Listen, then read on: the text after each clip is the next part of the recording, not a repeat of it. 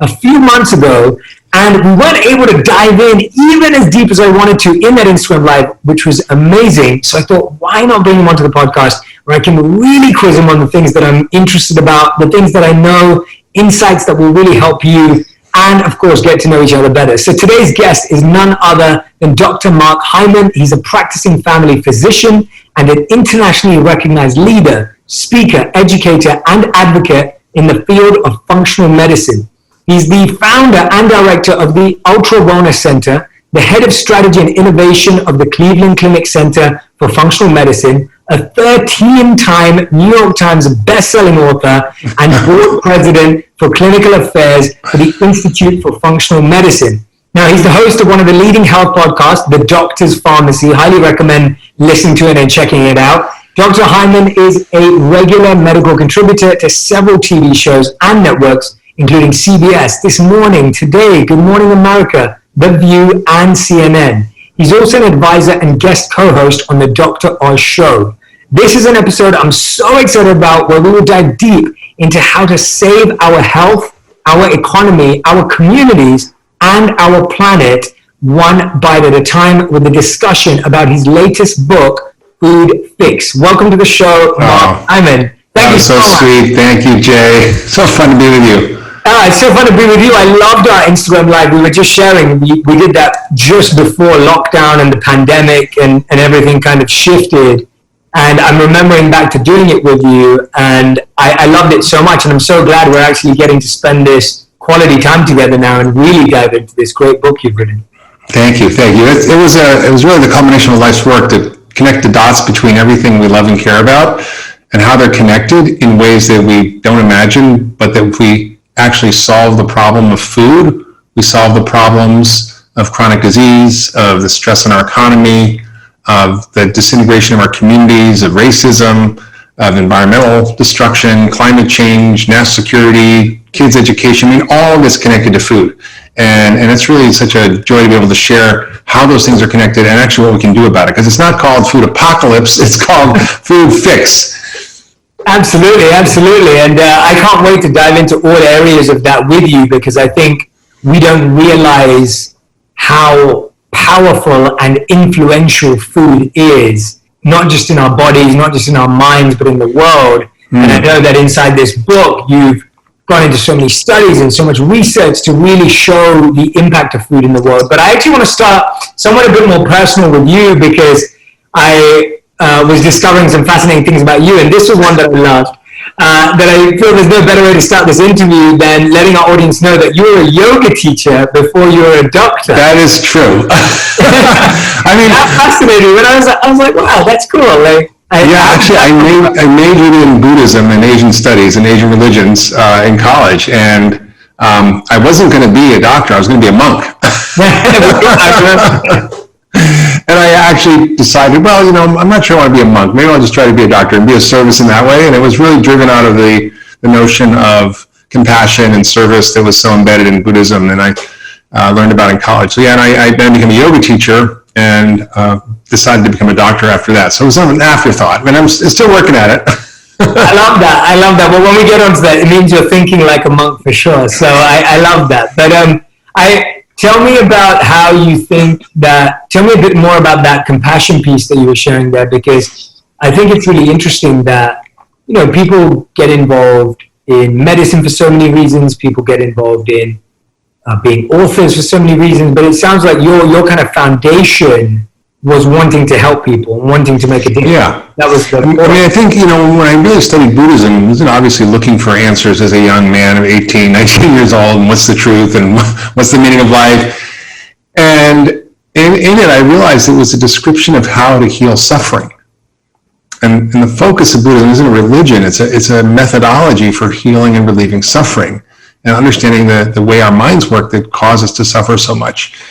And I began to really focus on this notion of how we don't have to suffer and why we suffer. And it was really that led me to understanding that I could actually be in that space of service and working on healing through not just being a monk, but actually being a doctor and actually helping patients and people understand how to heal chronic disease, which is what I do. And so I think, there's so much suffering in the world. There's so much burden that everybody suffers from, both psychologically, physically, in so many different ways. And I was really drawn to doing something to help deal with that. And that's really what led me to becoming a doctor. Yeah, that's beautiful. Thank you for sharing that. I think it's a really unique way of looking at it, because I think for so many of us, sometimes we can be dealing with physical or emotional pain or issues for such a long time before we even think that there's something we need to do about it. Yeah. Sometimes people are living with chronic issues for such a long time, and we don't really listen or hear from the body or from the mind what we need to change. So when you look at it that way, that you can change what suffering you choose and what you allow in, it's huge. Tell me one more thing. Sorry, Glenn, you were going to say something. No, you say, what's your mission in life? It's like, it's really to end needless suffering. There's some suffering you can't avoid, but there is a lot of needless suffering. And the place where I feel most effective is really helping people understand that they can heal from chronic disease using a new strategy, which is functional medicine. It's really an approach of using food as medicine, but it's understanding the root causes. It's understanding the body as a system. It's really helping restore and regenerate health as opposed to treat disease. And people suffer unnecessarily. And I think this goal of for my life has really been to sort of bring this way of thinking and helping people into a broader perspective. And that's really what I do at Cleveland Clinic.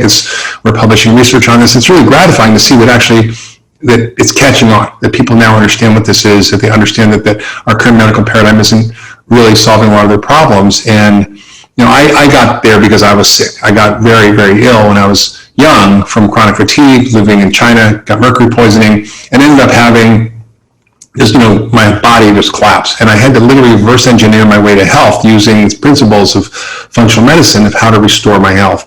And I realized it was applicable to so many patients, people with autoimmune diseases and digestive disorders and mood disorders and Alzheimer's and autism and diabetes and metabolic issues. All the things that people suffer from that we don't really deal well with traditional medicine is what I really focused on. Yeah, that's incredible. And I love how so much of the good we do always comes from some sort of pain in our own life. Yeah. It's amazing that you've been able to go and take it so far, and not just take it far, but you're really challenging the status quo. Let's start there actually. In Food Fix, I doubt people take the time to actually think that the food industry has an agenda of their own. But can you share some ways in which the industry is strategic in how it advances its own goals and missions? I feel like most of us don't expect it. Oh boy, that's a can of worms. So there are a lot of unintended consequences that have led to our current food system that were born out of good intentions, right? We wanted to feed the world. We wanted to have the ability to grow lots of food for a lot of people and provide a lot of calories at scale and modernize agriculture.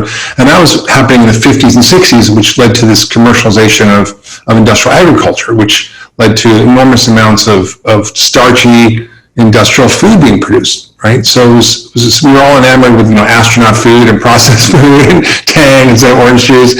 And unfortunately, that's led to a method of growing food that's produced the worst food on the planet.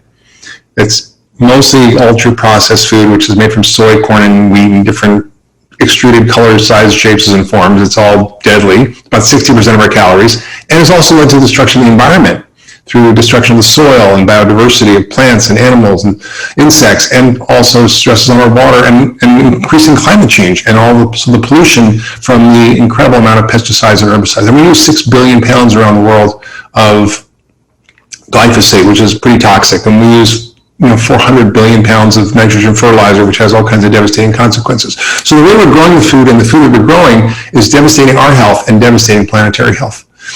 And so the problem is that the food industry is the biggest industry on the planet. It's trillion with a T dollar industry that is now trying to maintain the status quo, unfortunately, which is not a good one. So it wasn't like they said, we're going to make people sick and fat and we're going to destroy the environment. They just didn't know. But now they know. And so there's a very concerted effort to control our food policy, which is, as a doctor, why would I be caring about politics and food policy? But it occurred to me as I'm sitting in my office seeing patients one-on-one that I can't cure diabetes in my office. It's cured in the kitchen, in the grocery store, on the farm. And I need to sort of look upstream and look at the root causes. And to begin to say, well, what's causing the food that they're eating that's making them sick? Well, it's the food system. What causes the food system? It's our food policies. And why do we have the food policies we have? Because it's a food lobby that drives that. And so they drive a lot of the status quo. And they do it in government policy. And we spend $500 million just on the farm bill. In 1 year, in 2005, the GMO labeling law was defeated because the food industry collectively spent $192 million on one bill in lobby. And they do this by driving our dietary guidelines policy, our agricultural policies that promote the growth of these raw materials or commodities for ultra-processed food. They do it through controlling what we can say on food labels. They control the restrictions on marketing, so we can't actually limit marketing for junk food. And across the whole multiple 10 agencies of the government, there's so many policies that are influencing our food system that are often at odds with each other, contradictory, but they're in the interest of the food industry. So that's happening. And then they're also co-opting science. So the National Institute of Health spends $1 billion on research for nutrition. The food industry spends $12 billion. Most of it's propaganda, like, if the Dairy Council says milk is nature's perfect food, well, all the studies show that. Or Coca-Cola finds that, when they fund a study that obesity has nothing to do with soda. So it doesn't make sense. They also fund groups that are front groups, like the American Council on Science and Health, which sounds like a great noble cause, or Crop Life, or the group for sustainable agriculture, and they're all front groups for the food industry to propagate their agenda and create misinformation. And then they co-opt public health groups like the American Heart Association, American Diabetes Association, Academy of Nutrition Dietetics. 40% of their budget is from the food industry. So they're not giving independent advice. And then they co-opt social groups like the NAACP and Hispanic Federation and groups that are doing good in the world. They fund them. For example, I was showing a movie that I was in a number of years called Fed Up, which is about childhood obesity and the problems we have with the food industry and sugar and starch. And I went down there and I met with the head of the Ebenezer Baptist Church, which is Martin Luther King's church, met with his daughter, Bernice King, and they were very excited to get behind this and have a screening at the King Center in Atlanta. And I was excited about this. And a few days later, I got a call and said, we can't have this showing at the King Center. I'm like, why? So, well, Coca-Cola funds the food industry, funds the King Center. So it's pretty frightening to see all these different strategies to target certain groups, to put out wrong science, to support misinformation through these front groups, through influencing public health groups, through controlling policy. And it's a really devastating effect, which has led to the fact that 6 out of 10 Americans have a chronic disease, that 75% of us are overweight, that 42% are obese, that 88% are metabolically unhealthy. I mean, just take that in for a minute. 12% of Americans are metabolically healthy.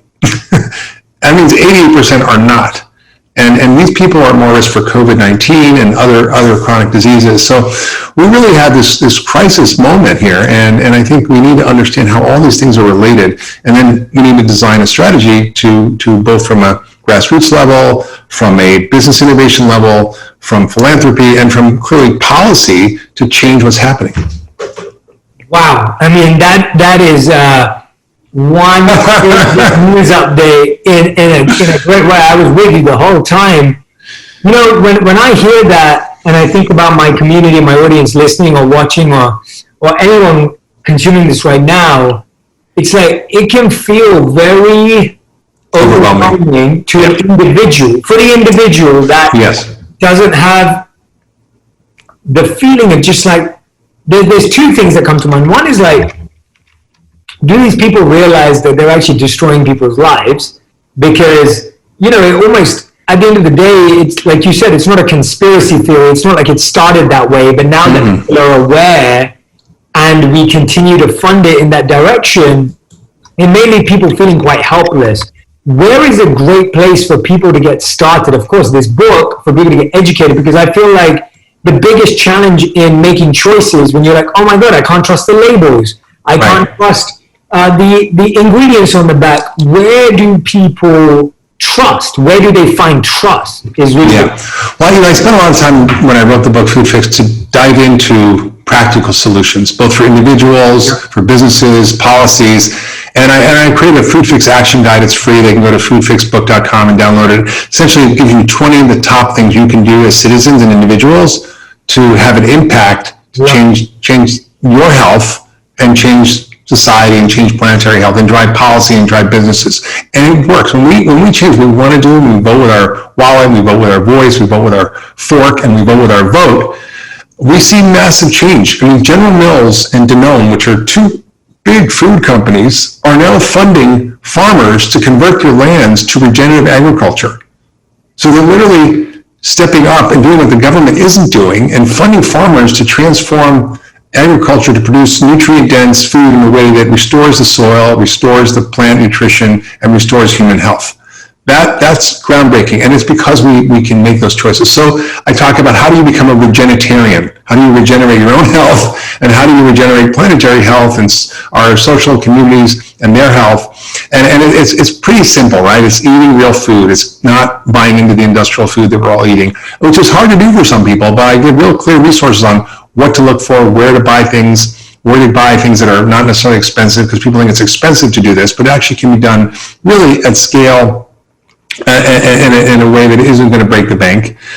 You have to become a smart consumer. You have to read food labels. You have to seek out different sources of food, whether it's community-supported agriculture or farmers markets or online retailers that sell direct to consumer, like Thrive Market or Mariposa Ranch, which actually sell regeneratively raised beef and other animal foods that are really healthy for you. And there's things you can do if you get inspired in your own community. You can be an agent of change, right? Maybe you want to get your local government to start a compost ordinance so you'll compost your food, because food waste is a huge problem. Like 40% of our food is wasted, and it's one of the biggest drivers of climate change. It's a bigger contributor of methane than cows. And it's all your vegetables you're throwing in the compost, in the landfill.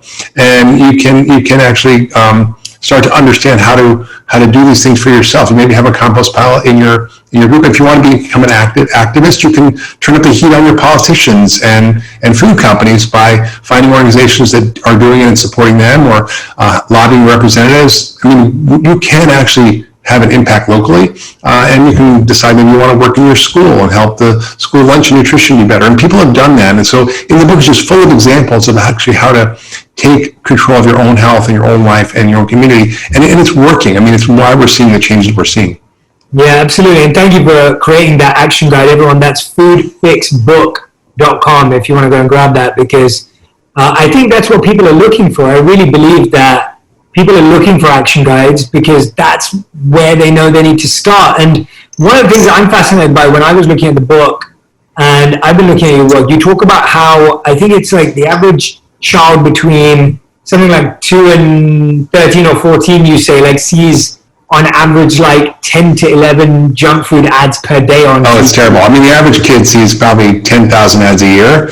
Yeah. That's television. Now we're seeing stealth advertising. So a lot of these studies were done on food marketing to kids. There's about $17 billion spent in 2004 when it was tracked on junk food advertising to kids. And the worse the food, the more the ads and the worse the ads were. So, and now Facebook, for example, last year had 500 billion ads for junk food on Facebook, right? It's just unbelievable how much. And there's stealth games for kids, like advert games, where they're literally embedded propaganda for food companies. So little McDonald's, go to the McDonald's store and go to get your Burger King, whatever.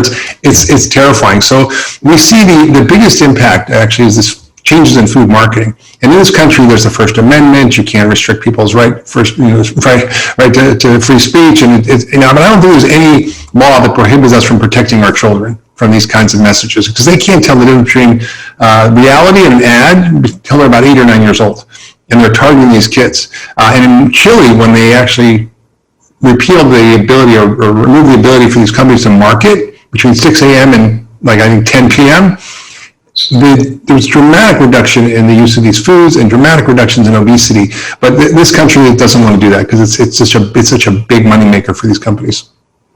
Yeah, that's really alarming, because ultimately the people making the decisions are obviously aware that the food's not healthy for people and it's not going to benefit their body or their mind, but they still continue to invest in, creating challenges for kids. And I always, whenever I get asked randomly to invest or be a spokesperson for different brands or whatever it may be, and whenever it's something that's aimed at young people, I'm always just like, well, how old I always ask them, how old your son or daughter, and then tell me their age, and I'll be like, would you recommend them to use this product? And the amount of times I've heard people say, no, I wouldn't. But I'm like, but you're selling this, like, I'm just so confused by that. Do you think that's the level at which we have to change it? Like, it needs to change on the level where people go, my profitability is not as important as people's children. Like, I think that's changing. I was really excited to hear, there's this group called the Business Roundtable, which is all the top businesses in America. They get together, the CEOs. And in the last meeting, they made a stand. They said, we have to look not only at shareholder value, but stakeholder value. Meaning, what is the impact of our company on our customers, on the workers, on the environment? Who are the stakeholders in the products we're creating? And it's not just about profit and shareholder value, which I thought was a big step forward. So I think we're seeing more movements towards conscious capitalism, but there's definitely entrenched companies that just don't want to change, and they're not going to do it voluntarily. So there has to be sort of a parallel system that grows up that shows that this can happen. And I think we're doing it, and I want it to happen faster, but I think it's happening. Yeah, and how much of it is also, and I know you know the answer to this, but it's how much of it also is our addiction and habits because of the way those products have been created. So we also find it hard to let go of them. So I'll give you a personal example. I grew up eating 4 sugar products a day when I was young. And 4 chocolate products a day. Sorry, not 4 sugar, 4 chocolate products a day. And so I would eat a chocolate biscuit, a chocolate bar, a chocolate ice cream, and a chocolate yogurt nearly every single day of my life. And I was overweight as a child. I struggled with it, whether it was bullying or whether it was just feeling unhealthy. And as I grew older, I started to realize that I was addicted to sugar, especially in chocolate. And I got so used to having it. And it took me to, who I've talked to you about before, meeting my wife, who was able to find me alternatives. Because that's what I said to my wife. I was like, I need an alternative if I'm going to have to shake this habit. Yeah. And so I ended up finding things sweetened with monk fruit and other things, which have been amazing. But that's good for you, monk fruit, right? I know, how ironic. I do not own the brand or have any affiliation with it whatsoever. but the intriguing thing to me about that is that there are alternatives that exist. But I want to share this for the audience. It's like, I get what it feels like to be addicted to a food that may not be good for you. But tell us about how much we're addicted to these foods. Yeah, I mean, this is a real problem, Jay, and I think most people don't realize it, and they internalize the feelings they have about what they eat and blame themselves. So, why can't I stop eating this? I'm gaining weight and I just can't stop myself. And they think it's their fault that they're overweight or that they're sick. And that is just a bunch of nonsense, and scientific nonsense, because when you look at the science of these foods, these ultra-processed, pulverized foods that are high in starch and sugar, they're really designed to hijack our brain chemistry, our hormones, and our metabolism in a very specific way. These companies have organizations called taste institutes where they hire craving experts in the science of craving, and they design their products in a specific way to create the bliss point of the food. What is that perfect crunch, taste, sugar, whatever it is, salt, that's going to make you go boom and have this pleasure sensation? And it's about dopamine. It's like heroin or cocaine, and it works in the same area of the brain. And it's not just a theory. They know this. Of course, they deny it, although one of the top executives from one of the big soda companies said to me, Mark, you want to come to our lab and see what we've done? We've actually been able to extract the taste buds from humans, and we grow them in a culture in the lab, and then we can stimulate them and see what's happening. Like, you do not want to go in there, because I don't put this all over social media.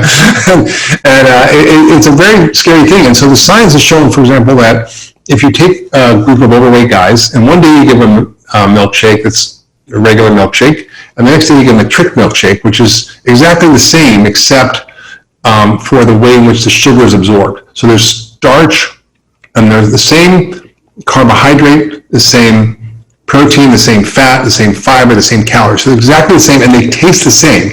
So they don't know what they're drinking.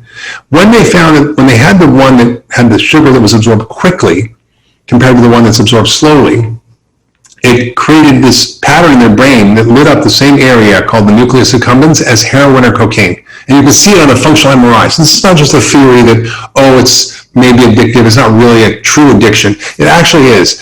And when they looked at their other biomarkers, their blood levels of insulin, sugar, adrenaline, cortisol, stress hormones, you literally eat sugar, your stress hormones go up. So you can be meditating all day, but if you're eating sugar all day, you're in trouble. And I think we don't understand how powerful these foods are and how they hijack our biology. But within a very short time, literally just 10 days or less, you literally can reset your biology, reset your brain chemistry, reset your hormones and your taste buds, and get out of it. I remember I ran this course once in Kupala, which is a yoga center near me. Yeah, I know it. Yeah, and it was a sort of a sugar detox. And this woman came in, she's like, "There's no way I can do this. I've been addicted to sugar my whole life. I'm never going to be able to get off this." I said, "Just do exactly what I'm saying and just try to do this and eat in a way that's going to reset your biology, because food is medicine." And she's like, "Okay, I'll try it." But day 2, she's like, "I can't believe it. I have more cravings. I don't want it. I don't need it." It's like my whole biology has changed. So I think people can be very empowered by making those kinds of changes. And does it, just to dive into that slightly, a tiny bit more, should that change for people be extreme, or is it incremental? So it's like, let's say someone's listening, they are consuming too much sugar, or they're having too many sodas or whatever. Is it like they should go the next day, no sodas? What's that? Almost that 10-day program. Yeah. So do you have like 1 ounce less of soda a day, or 12 sodas is 11? Okay. I think as a doctor, I want people to be able to have the experience of health. It's like an awakening. I want them to actually quickly be able to experience that. So I usually convince people to do a dramatic change for a short time, like a week or 10 days. And then their bodies tell them how they feel. They go, "Oh my God, my migraines are gone. My digestion's better. I'm sleeping better. My sinus drip is gone. My skin's clearing up. My acne's gone. I feel better. I don't have cravings. My energy's good." And they go, "Well, wow, I'm getting the connection between what I eat and how I feel." Yeah. And so I always love to give people that experience, and I created a program called the 10-Day Reset, and it's essentially giving them that opportunity. You can download it free at getpharmacy.com. It's just a simple way of eating in a specific time frame, in a specific way, that's going to really regulate your biology. Because every bite of food you take regulates your entire biology. It changes your gene expression, it changes your hormones, your brain chemistry, your immune system, your microbiome, everything. Literally with every bite. And when you understand that, and you can upgrade or downgrade your biology literally with every bite, your biological software can change, you can really see rapid changes. And we've seen incredible things from people, getting off insulin in 3 days, for example. So it's really powerful when people make the choice to try this. And I think, tiny steps and tiny habit changes are good. And BJ Fogg talks about this for some things. But I think if you really want to see the power of this, a short-term dramatic change can give you enormous benefit. I'm completely with you on that. I think that when you experience something immersively in an extreme way, you're more likely to quickly feel the benefits of it and to recognize it's powerful. Now, that may mean you may go back to your old habit quicker, but you now know what you're trying to move towards, as opposed to not having a tangible experience. So I'm perfectly with you. I wanted to check that with an expert. that definitely, I can totally relate to that. Tell me about, you talk a lot about in the book, and what I'm really trying to do for anyone who's listening or watching right now is, the book is just for, and you can already tell, Dr. Mark Hyman is a phenomenal storyteller. He's got a ton of great studies that, I'm massively into studies, and so anytime I do studies, I'm like, I get really fascinated and intrigued. The book is full of the insights, the tools, and the actions that you can take in each of these areas. But I do believe that the first step is education and awareness. So I'm hoping that as you're listening to this, the podcast is going to give you the insight about each of these areas of our life that food impacts. But when you read the book, that's going to give you the full set of, what part of it you need to change and where the action is. So what I'm fascinated by in the book is you talk a lot about how there's food racism. And I think that this is so obviously relevant right now, and so important for people to understand, because I think either we don't believe it exists, or we're so consumed by it that we're not conscious of it. Explain that concept to us. Well, I mean, I think, we have certain populations in this country that are so disproportionately affected by chronic disease. And by poor health. The African American community, Hispanic community, Native American communities. And when you look at COVID-19, it is far and away hurting these populations more than anybody else. For example, in Louisiana and Chicago, African Americans are 30% of the population, but 70% of the deaths. Native Americans are experiencing the same thing. And if you're African American in America, you have twice the rate of getting diabetes. You have probably 4 times the rate of getting kidney failure, and 3.5 times likely to get amputations because of diabetes. And you're targeted more than the rest of the population. And food marketing is often more directed to minorities. And we see this. This is from Yale's studies that have shown that we actually are targeting these populations more. So these health disparities are huge, and there are a lot of reasons for it. I mean, there's what we call structural violence. We talk about structural racism, but there's a bigger concept, which is what are the structural violence, the social, economic, political conditions, environmental conditions that are driving disease, right? We see this with whether infectious disease or chronic disease, and this is what we have in America. We have this structural violence that has led to incredible amounts of disease in these populations. It's leading to these health disparities, and we have to understand why. And the reasons are complex, right? There's the racism issues and the segregation we had, and the lack of access to education and housing and opportunity and funding. There's a lot of issues, but the problem with food is that it drives these populations to be more sick, less able to learn in school, less able to succeed in life, and more likely to get disability and chronic disease as they get older. So we see this sort of dismantling of these populations in scale in ways that we don't see in other populations, and it's really heartbreaking because it's so fixable. And I've seen this happen. I went down, and even if you're poor and you're white, a lot of these things are still evident. And as part of that movie, Fed Up, I went down to this little town in Easley, South Carolina. There was a family of 5 living in a trailer, food stamps and disability. The father was 42, already on dialysis from kidney failure from diabetes. The mother was like overweight, 200+ pounds. The son was practically diabetic at 16. And I said, listen, I'm not going to lecture you. Let's just cook a meal together. Here's what's in your kitchen. Like, here's all the junk. And I showed them everything that they were eating they thought was fine.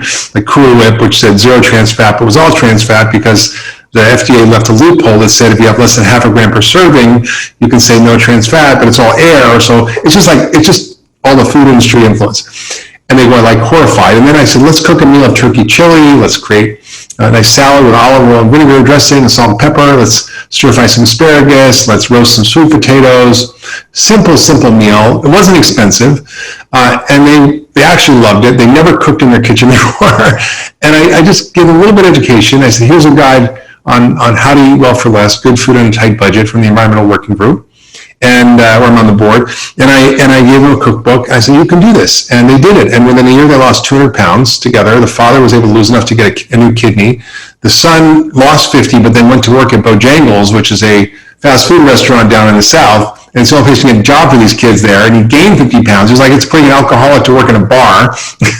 and then he figured it out, and he lost 138 pounds, and he got into medical school. And he asked me to write a letter of recommendation. So people can actually come out of this if they're given the right education tools. But I've worked in these communities and populations, and they just don't know. They just are unaware of this sort of level of food racism and food even apartheid that's happening in these communities, where you see the lack of ability to access food and lack of ability to find quality ingredients because they're buying food at the gas station. That's where they get their food.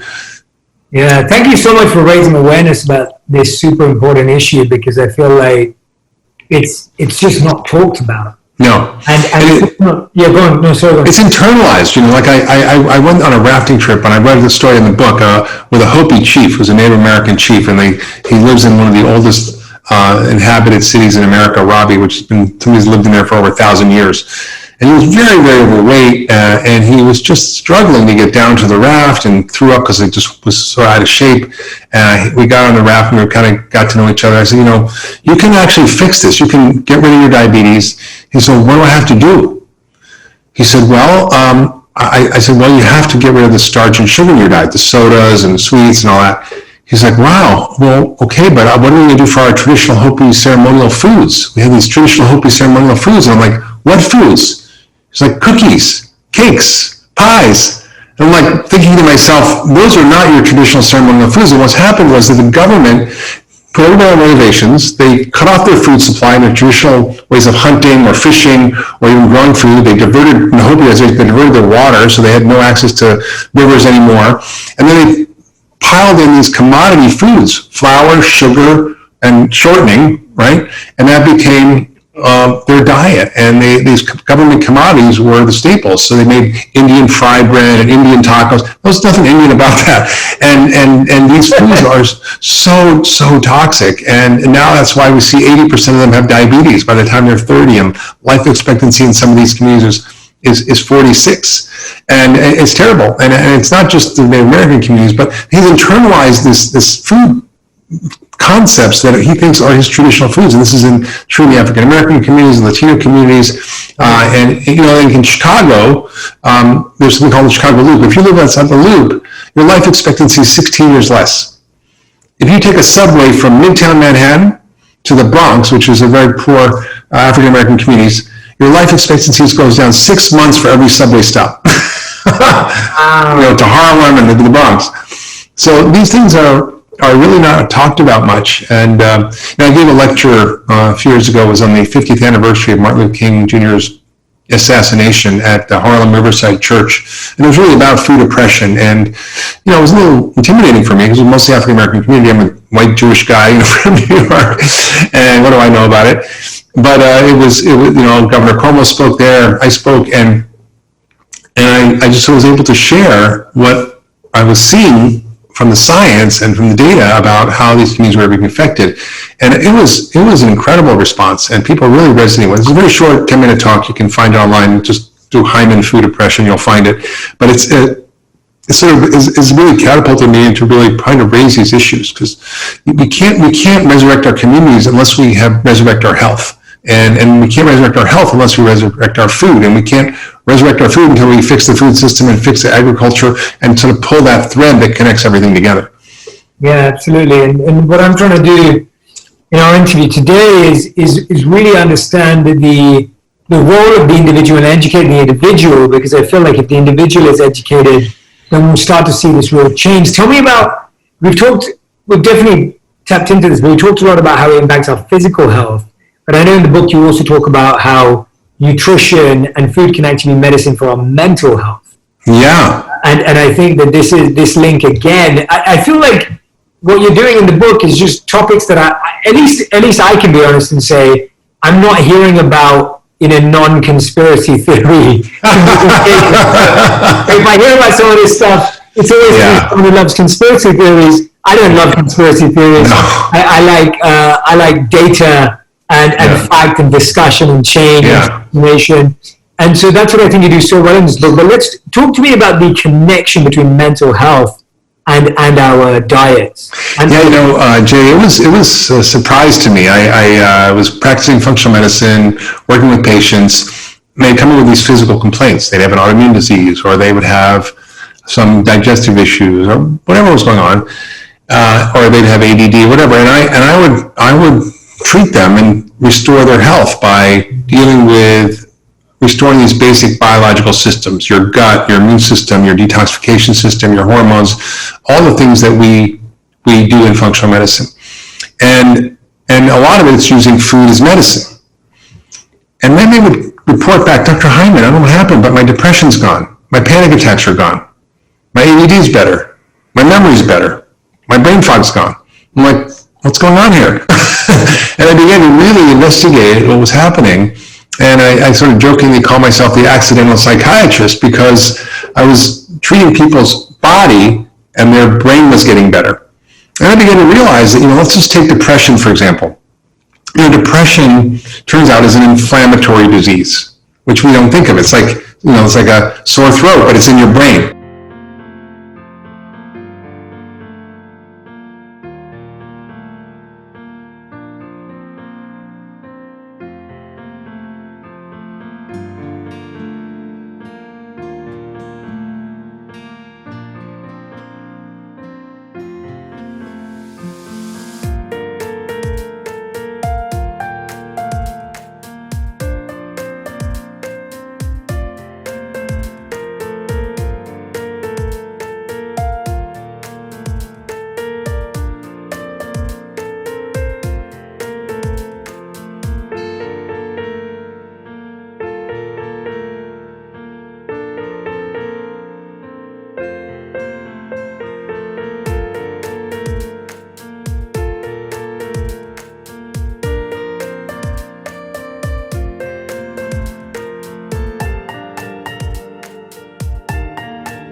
And your brain, doesn't hurt, but it can be depressed or feel sad or be anxious or have OCD or ADD or whatever.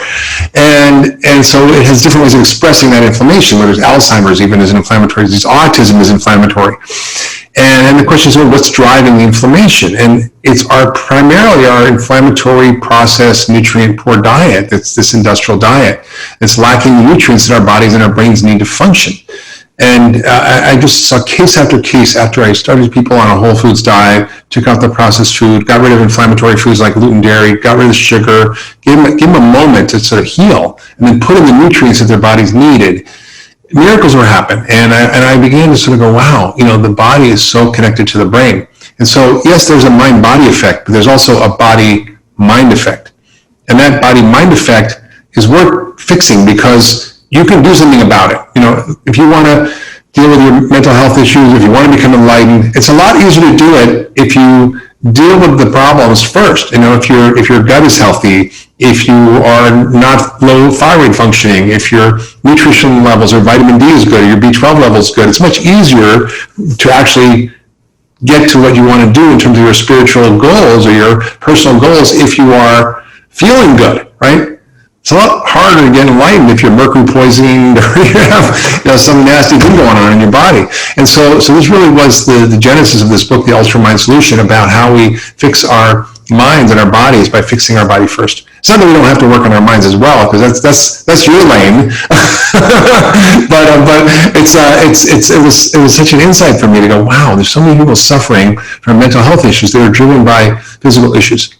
No, it's 1,000%, it's all interconnected. And even I find like sometimes people need their mind's help to change their body, and they need their body's help to change their mind. And I think the fixation of either or where do I start, it's almost like we need to be absorbing all of it. Like I found that, and I can identify with what you're saying, that I was someone who focused a lot on my mind and was able to find a lot of peace and calm in my mind, but then I found that I'd neglected my body. And it was almost like real alignment in your life is felt when your body and mind are aligned, right? Yeah. You can't have a advanced mind and a neglected body. That's not alignment. That's going to constantly cause friction in your life. Mm-hmm. And it's the same with what you're saying, where if people are feeling mind fog or struggling with a mental health illness and they're not taking care of their body and, like you said, their brain, then again, you can't switch that. So I totally see the interconnectedness, and I hope more and more people listening will realize that when you read the book, Food Fix, that you'll be able to start making those tweaks that you need to in your lifestyle. Yeah, and even education, we talk about in the book, and how our kids are so impaired. I mean, 1 in 10 kids has ADD. Kids have learning difficulties, dyslexia, challenges with academic performance. And the CDC put out a report that I talk about in the book on the influence of nutrition on academic performance. And it's massive. How do kids learn when they're eating junk food and going to school in the morning with flaming hot chips and a Coke? They can't function and they crash. And so providing good nutrition can have radical effects on kids' academic performance and close what we call an achievement gap.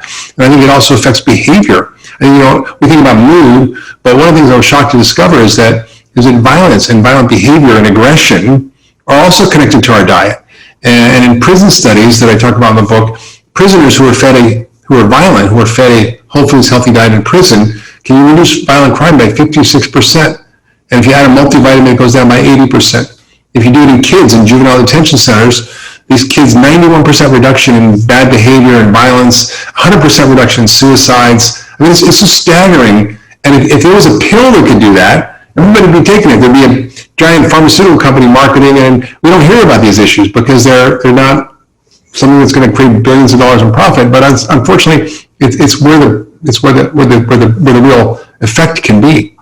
Yeah, absolutely. Everyone, I want to recommend that you not only go listen to the Doctor's Pharmacy podcast, but you also check out the book Food Fix that I have next to me right now. Again, huge recommendation for the book, to get educated, become aware of what's really happening, what's working in the background. That's going to give you enough confidence and enough of a reason and a why to go and actually make the changes in your life. It's really easy to live in ignorance and in the pain and just allow for it to continue and feel like it's only because something outside is impacting you, but actually take responsibility for our health and our futures is huge. And if not for yourself, then at least your children and the future generations. And Dr. Mark Hyman, I believe you're doing such a great service. Honestly, you really are.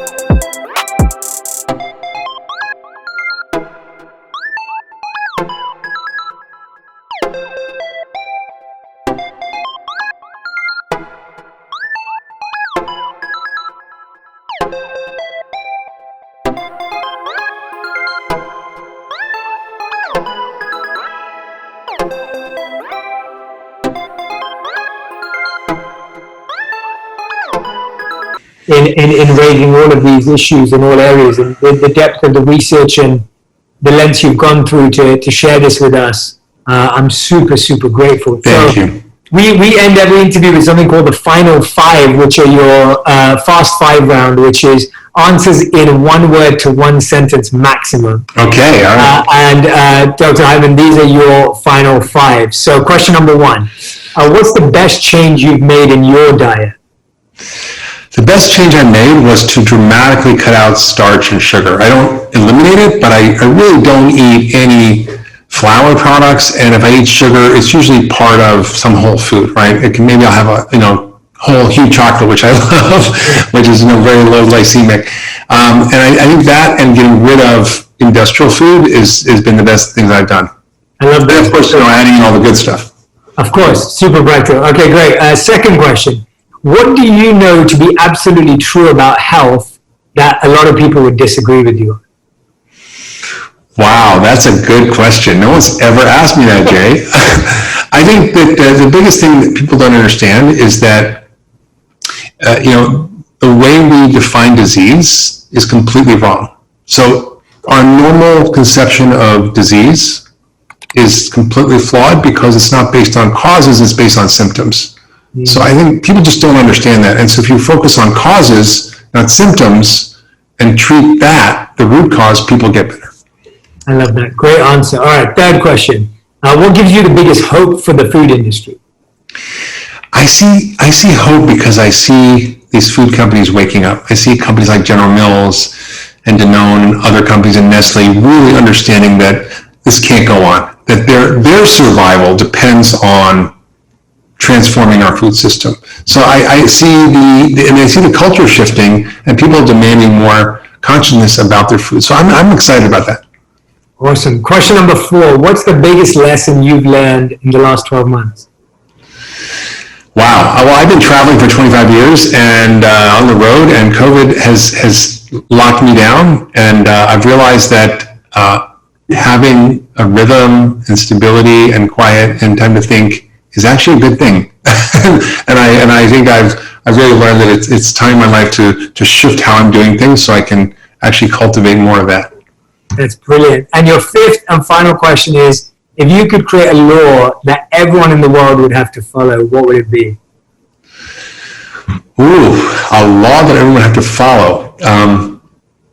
Well, I think it would be a law that all governments would implement, that it would influence every single policy around food, which would be quality is king. So no food policy can be made unless it's putting the quality of nutrition and nutritional density first in every single thing we do, whether it's dietary guidelines or what food we grow or what food we market or whatever it is, it's going to transform everything if we can do that. I love that. That's beautiful. I'm actually going to ask you one more question that's just come to my mind. Do you think that it's possible to create healthy food that's affordable?